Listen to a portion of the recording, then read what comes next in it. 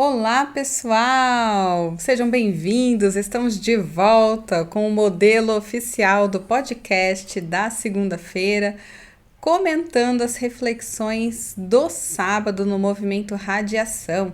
Você que acompanha o nosso podcast viu que nós dedicamos durante a série Elas alguns podcasts especiais com convidadas de fora, mulheres que vivenciam muito dos dilemas do universo feminino. Foi bastante interessante. Se você não conferiu ainda, confere lá, vale muito a pena.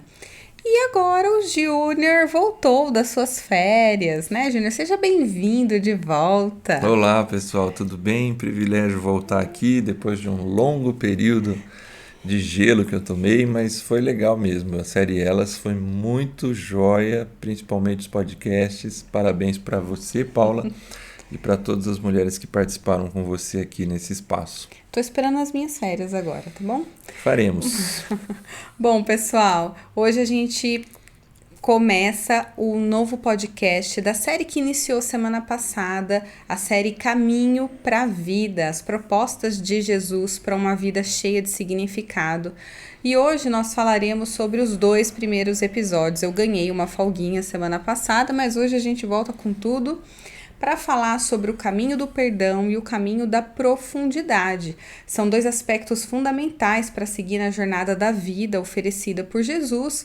Sem perdão e sem amadurecimento, esse caminho se torna muito mais difícil. É como se um atleta que não cuidasse da sua alimentação, não praticasse os exercícios necessários para estar pronto para as provas da sua modalidade.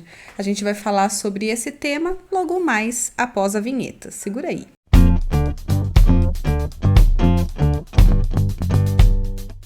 Bom, Júnior, um atleta precisa de boa alimentação e exercícios físicos específicos para competir com chances de ter uma vitória, né?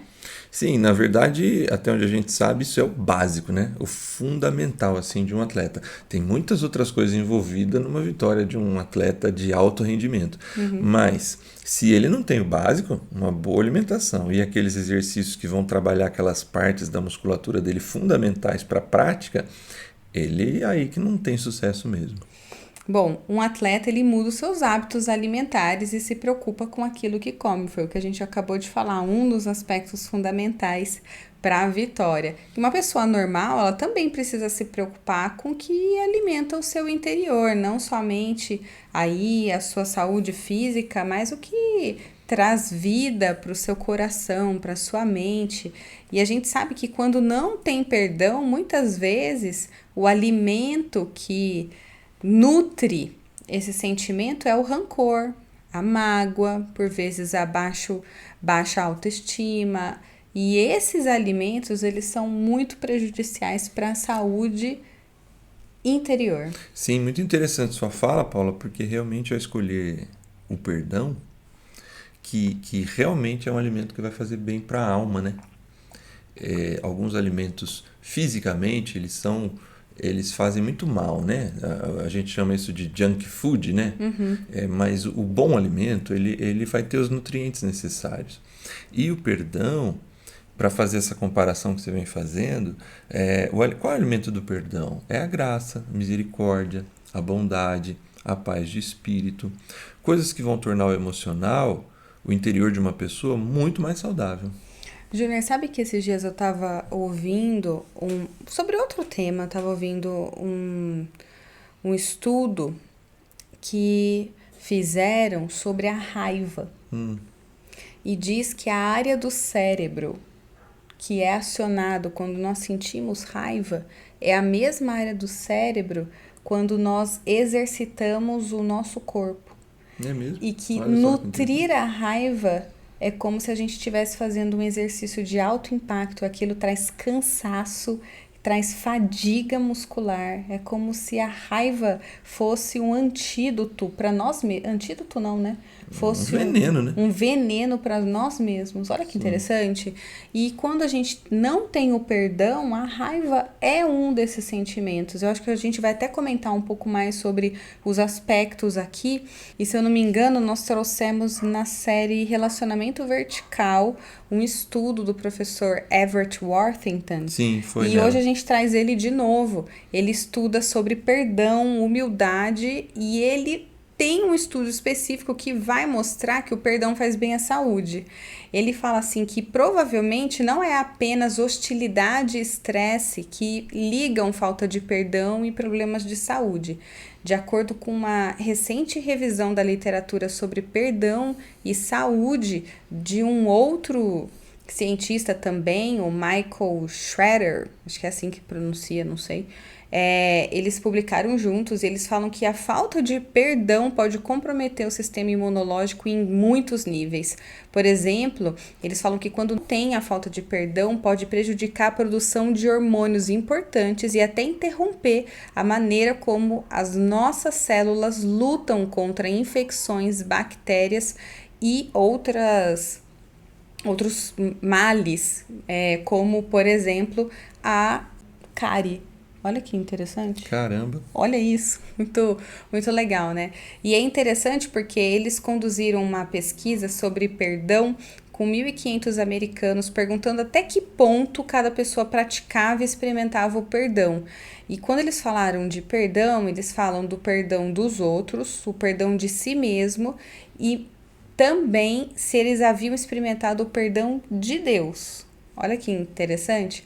E os participantes também relataram sobre a sua saúde física e mental. Então, eles cruzaram esses dados e mostram que as pessoas que praticaram o perdão eram menos propensas a relatar sintomas de sofrimento psicológico, como nervosismo, inquietação e tristeza. Olha que interessante. Muito legal.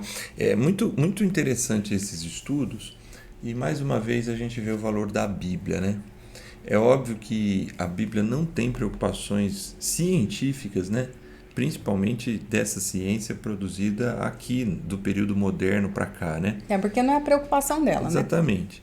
Mas olha o salmista, o poeta, né, bíblico, no Salmo 32, verso 3, ele fala assim: enquanto escondi os meus pecados, o meu corpo definhava de tanto gemer.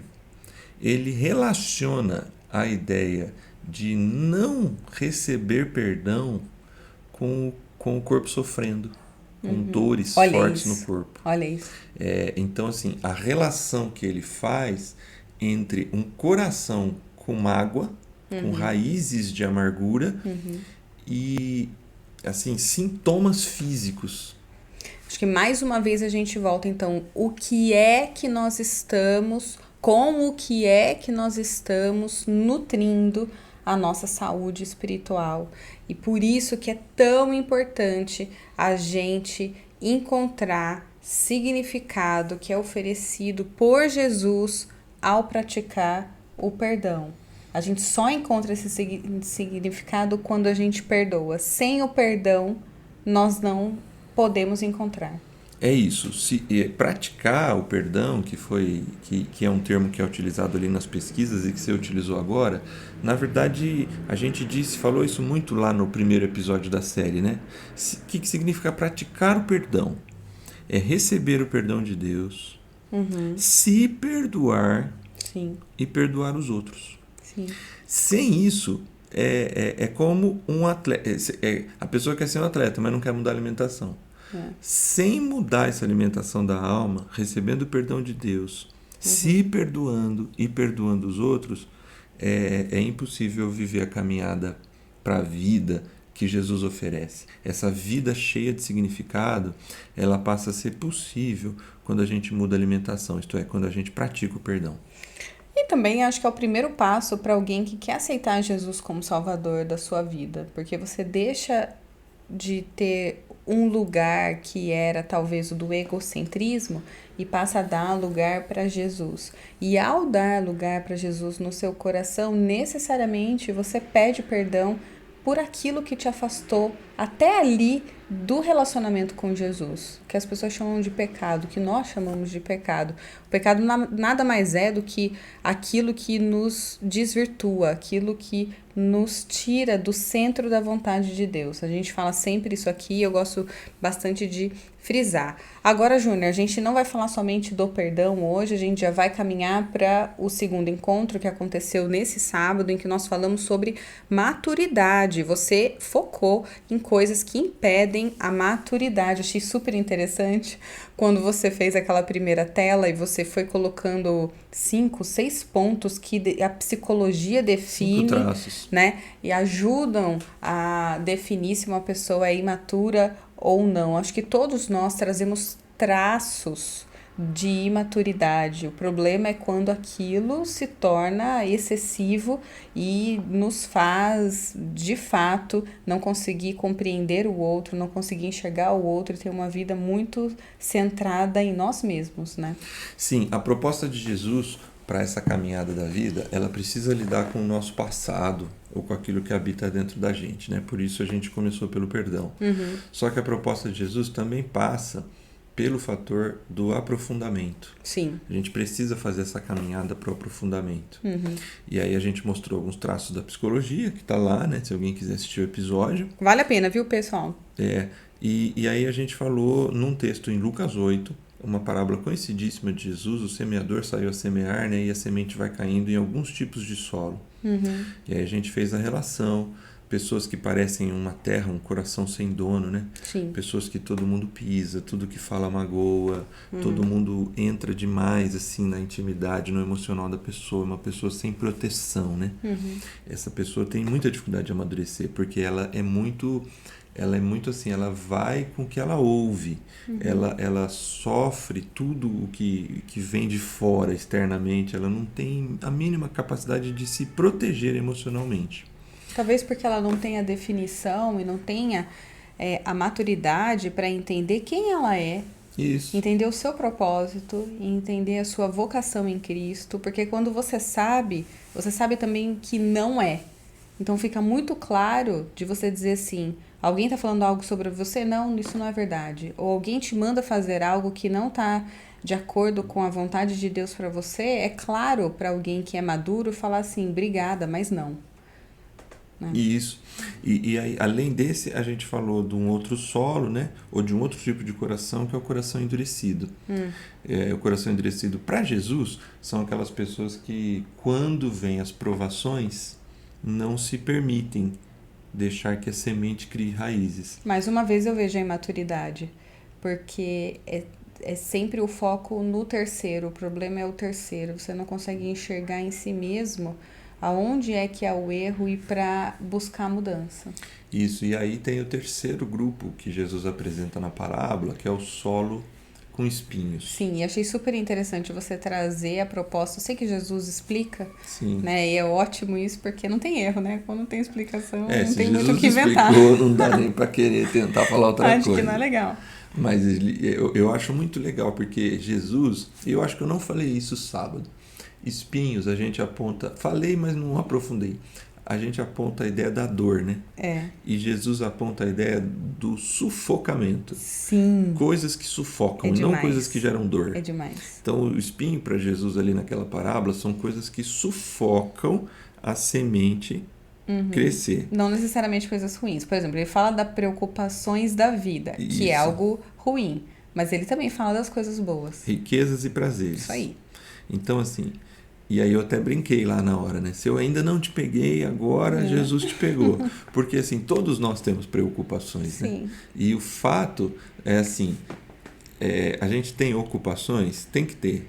A gente tem que se preocupar com o que ganha? Tem. Sim. A gente busca pelos prazeres da vida e busca também riqueza? Sim. Com certeza. Então, assim, eu acho que Jesus ele faz uma diferença ali entre ocupações e preocupações, coisas que a gente não vai dar conta. E se a gente se preocupa demais com elas, coloca o nosso coração nelas, a gente não consegue ter chance de amadurecer. E por fim... Júnior, antes de você ir para o fim, eu acho que é interessante só a gente pensar uma coisa. A questão do sufocamento, mais uma vez, está muito ligada à maturidade.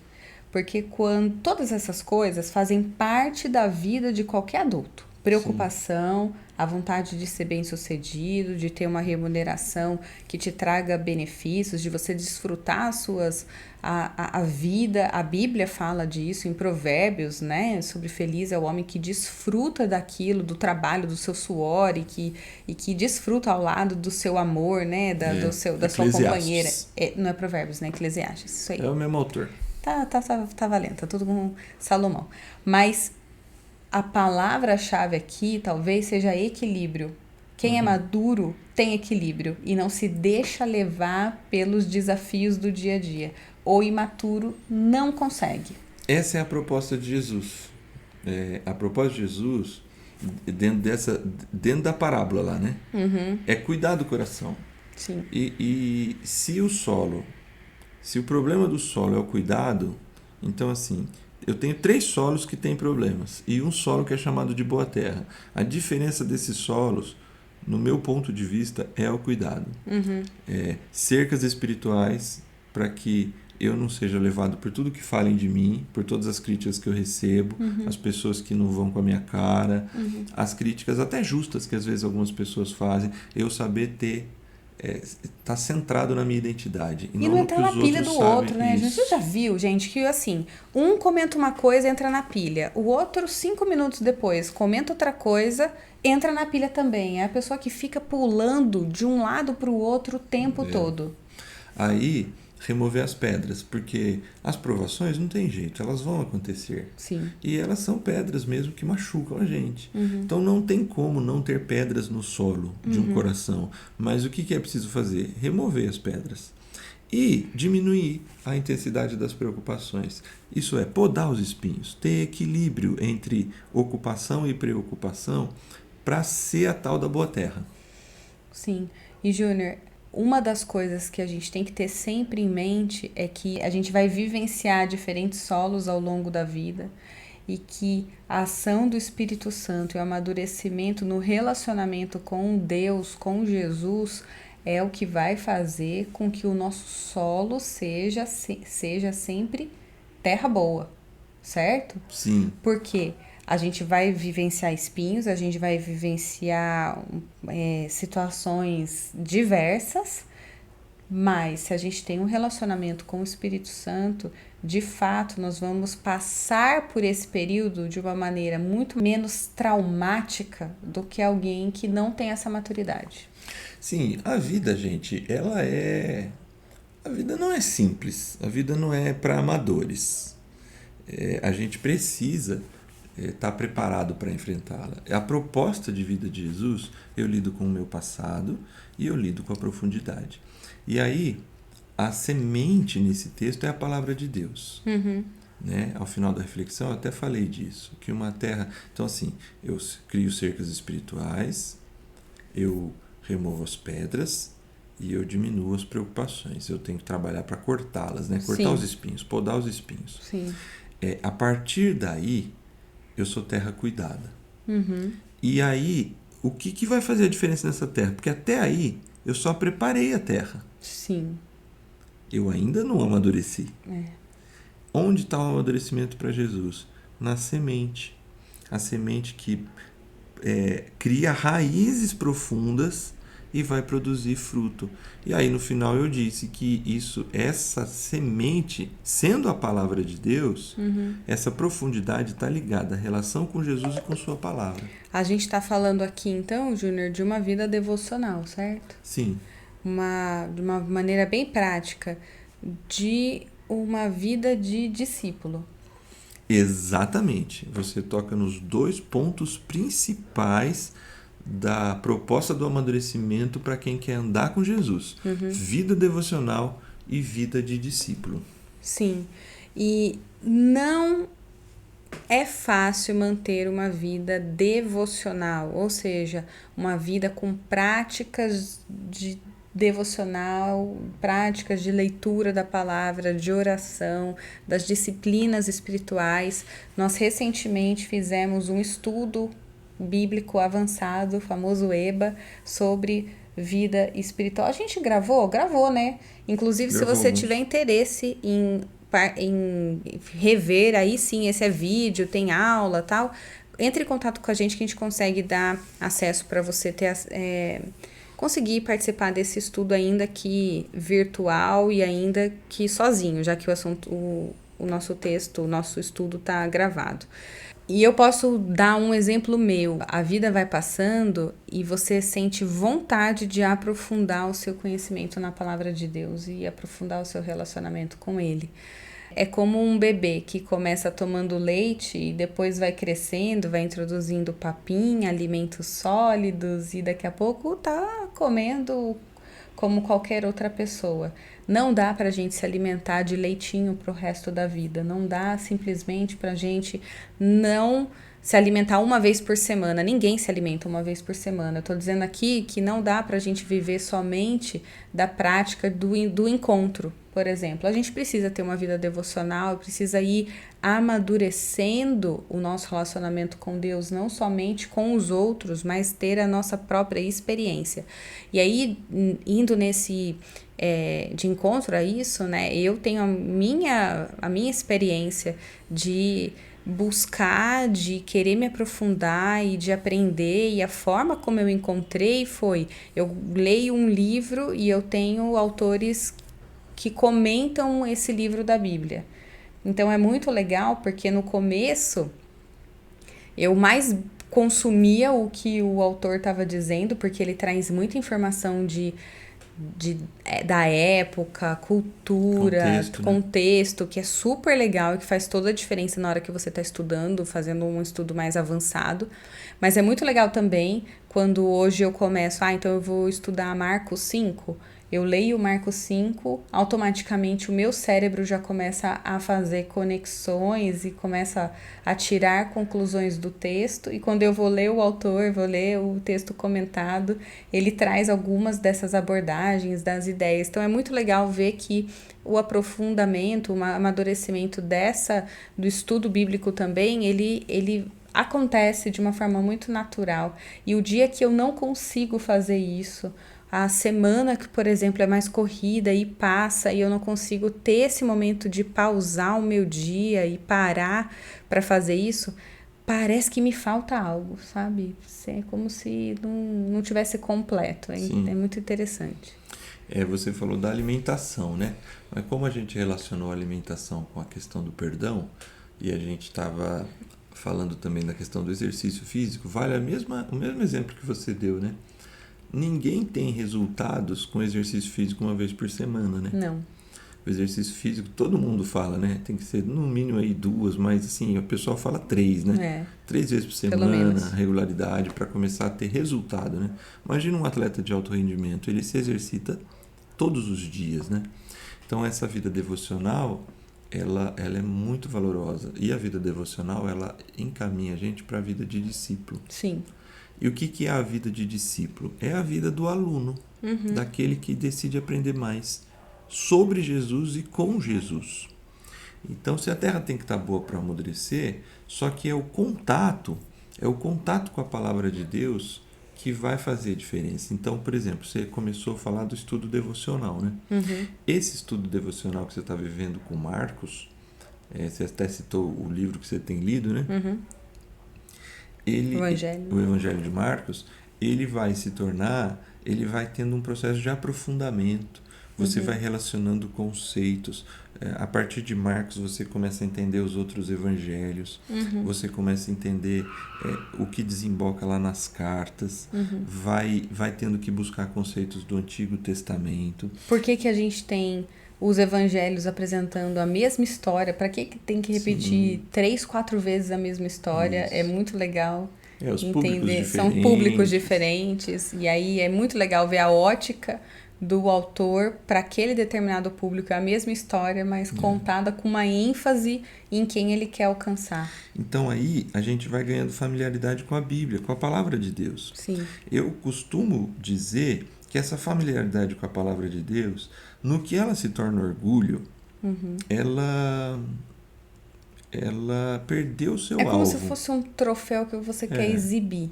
Eu acho que eu, na minha eu passei um bom tempo assim na minha infância, adolescência, em que essa era a realidade dos contextos assim de igreja, né? A gente tinha que ter um verso decorado, a gente tinha que saber cantar a musiquinha do Gênesis até Malaquias e de Mateus Mas eu até vou falar que essa é Apocalipse. importante, tá? Eu sei que é Você importante. Para saber. criança é ótimo. Não, para adulto também. Hoje, Sim. várias vezes, tá lá, vai, encontra Judas. Mas- Aí saiu Gênesis, Êxodo, Levítico, vou cantando até chegar o Judas, eu sei onde tá. Pois é, mas qual é o problema disso? É você se tornar uma pessoa, às vezes até inconveniente. Sim. Porque a gente liga o conhecimento da palavra de Deus com o conhecimento técnico. E o técnico é importante.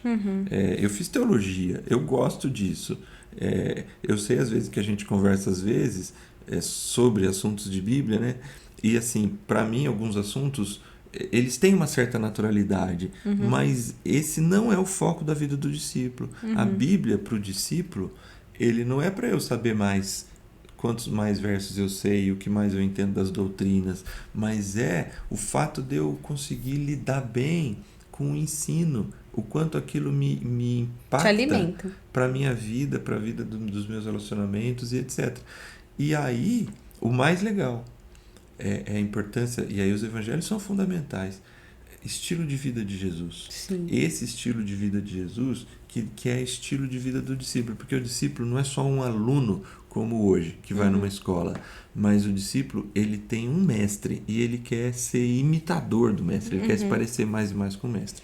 Então assim, amadurecer, em resumo, tendo terra boa, é conhecer mais a palavra de Deus e viver como Jesus viveria, o estilo de vida de Jesus. Essas duas coisas são fundamentais. Para que a semente do evangelho crie raízes em você, Isso. certo? E você tenha maturidade para poder fazer os outros dois movimentos que a gente vai falar depois. Ótimo, muito bem, Júnior.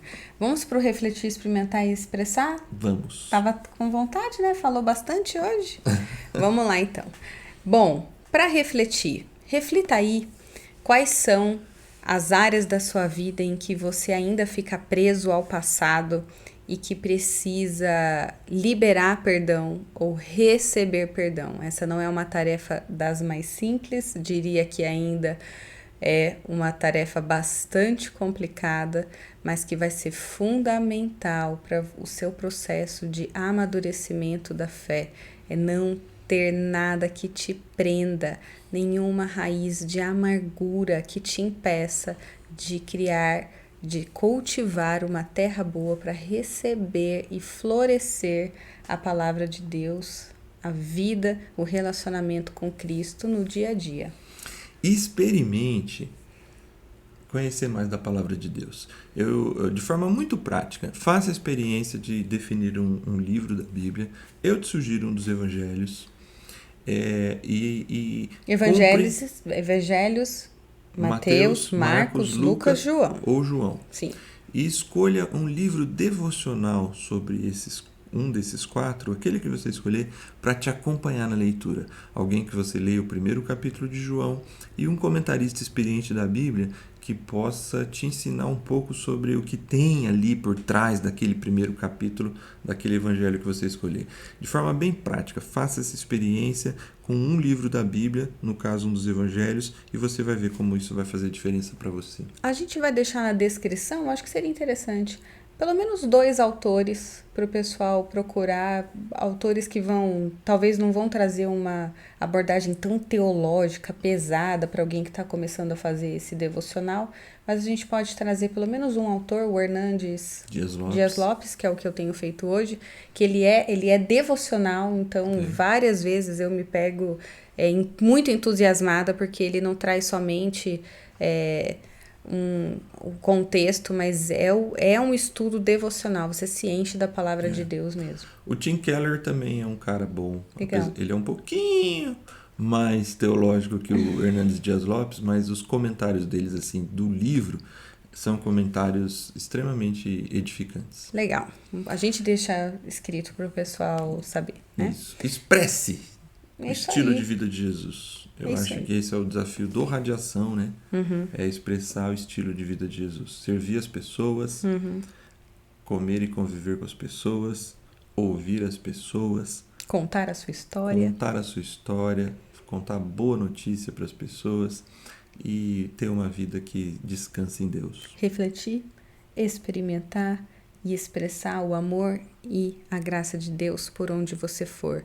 Que esse seja o seu alimento que você oferece todos os dias aos que estão à sua volta. Que você tenha uma excelente semana abençoada por Deus. Conte conosco. Se quiser aprofundar o seu relacionamento com o Radiação, participe de uma das nossas partículas, entre em contato, veja o melhor horário, grupo que você se encaixa melhor. Vai ser um prazer tê-lo conosco todo ou em alguma das nossas partículas, certo?